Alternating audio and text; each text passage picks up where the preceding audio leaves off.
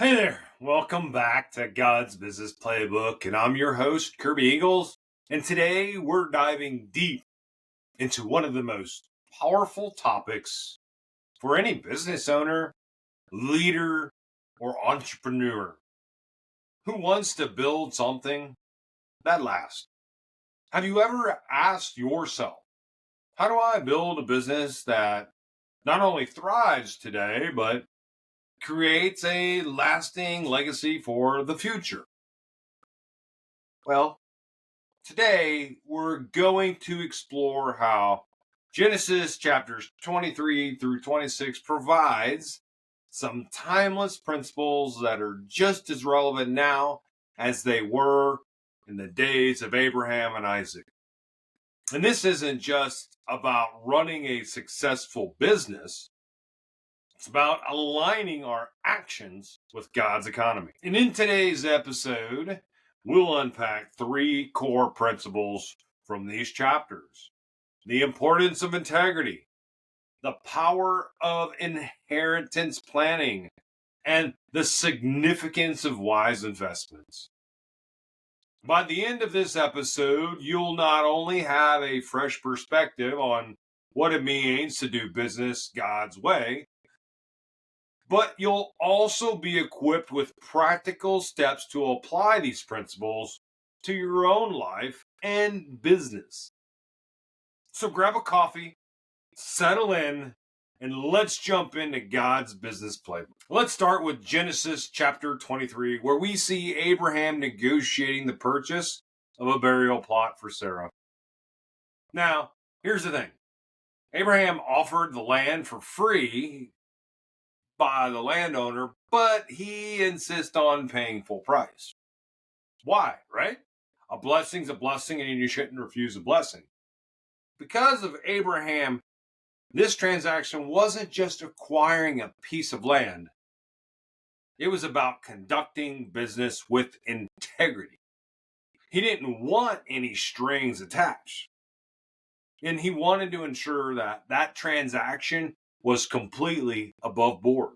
In today's business world, we're often tempted to take the easiest route, to cut corners, especially when it comes to profits.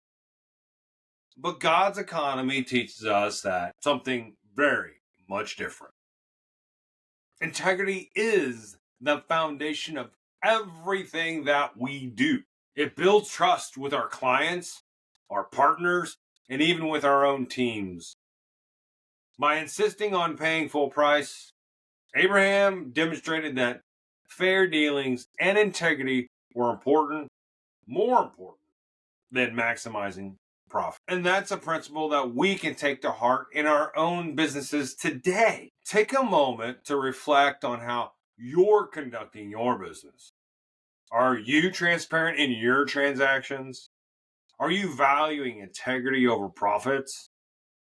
Abraham's example shows us that integrity isn't just about doing the right thing. It's about building a reputation that lasts. Now, let's move on into Genesis chapter 25, where we see the powerful story of Abraham's inheritance planning. And before he passed, Abraham made provisions for all of his children. But it's interesting, while he gave gifts to the sons of his concubines, he left the bulk of his inheritance to Isaac. Now, what does this show us? Legacy isn't just about distributing wealth, it's about making intentional plans for the future. Abraham didn't just leave wealth behind. He passed down a vision, a promise, and a responsibility that came from God. In business, we often focus so much on the here and now, and we forget to plan for what comes next.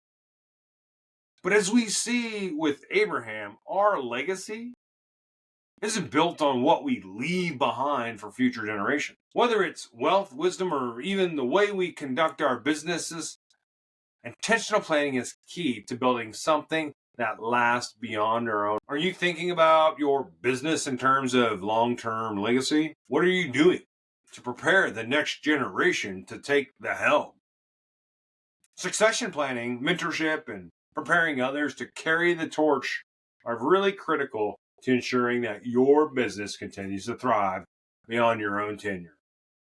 Now let's talk about Genesis chapter 26, where we see Isaac stepping into his own legacy. And in this chapter, Isaac focuses on agriculture, sowing in the land, and God blesses him with an incredible harvest, 100-fold return on his efforts. And Isaac, he didn't diversify the dozens of other ventures. Instead, he focused on what he knew God had blessed him with: agriculture. And because of that, we see multiplication far beyond what he could have imagined. And this teaches us a really powerful lesson about wise investment. In today's world, we're often told to diversify, chase after every opportunity, grab every shiny object. But what if the key to wealth creation and success in God's economy is to focus on things God has already blessed you with? When we realize or specialize in what we're good at, we position ourselves for exponential growth. Isaac didn't spread himself thin. He invested in what he knew, trusted God, and reaped an incredible return. Look at your own business. Are you spread too thin? Are you chasing after every opportunity? Or are you focused on the areas where God has blessed you? And sometimes the best investment that you can make is in your own strengths and in the areas where you know you're called to be. And before we wrap up, I want to touch briefly on another key theme here from these chapters. Yes, you said it right. Generosity. While it's not explicitly highlighted in these specific chapters, the story of Abraham and Isaac reveals the multiplying power of generosity.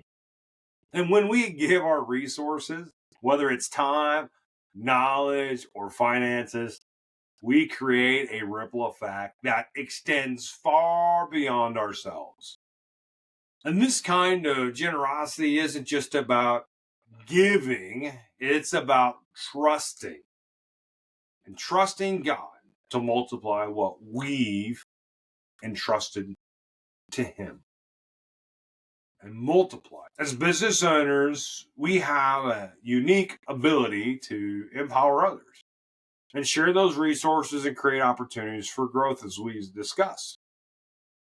And when you do, you're participating in God's economy, where generosity always brings a return far greater than what we have been given. And so, what can we take away from today's episode? Well, first, integrity is the foundation of every transaction. It's about building trust and operating with fairness. Second, planning for the future, both in terms of inheritance and legacy, is crucial to ensuring long-term success. What we leave behind for the next generation matters. Third, wise investments mean focusing on areas where God has blessed us. Specialization and trusting in God's provision leads to exponential growth. And finally, generosity multiplies. When we give, we invite God to bless our efforts beyond what we could have ever accomplished on our own. As you move forward in your business this week, take time to reflect on how you can apply these principles from Genesis chapters 23 through 26. Are you leading with integrity? Are you planning for the future? And are you investing in the areas where God has already blessed you? If you found value in today's episode, I'd love for you to share your thoughts leave a comment, subscribe to my newsletter, and maybe join the conversation as we continue to explore how God's economy can transform the way we do business. Thank you. Thank you so much for tuning in to God's Business Playbook. And until next time, keep building with purpose, integrity, and vision. Thank you for listening to today's episode. And if you enjoyed this content, again, be sure to subscribe to the podcast and leave a review so others can find us. And don't forget to follow me on social media for more insights on how biblical principles can shape your business. You can also head over to my website, kirbyingles.com, for more resources and the blog post about each one of these episodes and others as well. And these will dive deeper into a lot of these topics. So let's continue this journey together, building businesses that reflect God's economy and leave a lasting legacy. My name is Kirby Ingles, and we'll see you next time.